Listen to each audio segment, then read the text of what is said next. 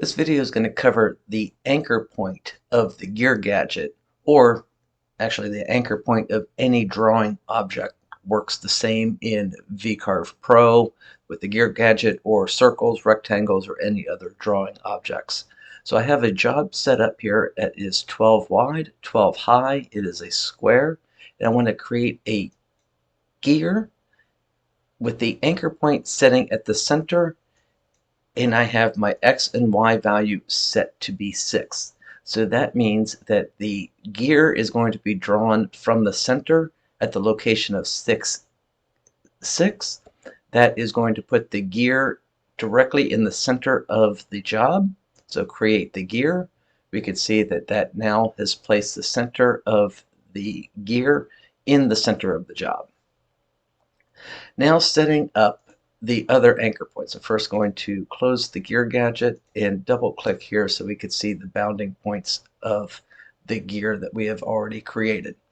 So going back into the gear maker,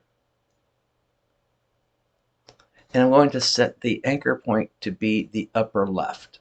So that means that the upper left corner of this gear, or a new gear, is going to be positioned from the upper left at the 6, 6 location. So that means that 6, 6 is the lower center of the job. So this gear is actually going to get drawn down here at the lower left.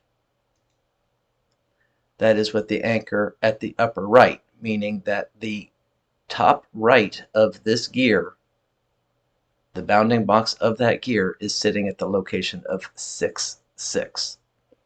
Setting it to the lower left is setting the anchor point, or the lower left bounding box of the gear, to be the lower left. So that means that 6, 6, this lower left, is going to be the center, and it is going to draw the gear in the upper right from the anchor point. The same thing for the upper left. Setting the anchor point to the upper left is going to draw that gear to the lower right. And again, lower right anchor point setting at 6, 6, again, is putting the outer bounding corner of the gear at the location of 6, 6. So that is going to draw that gear in the upper left. Hopefully this clears up the anchor points of the gear gadget.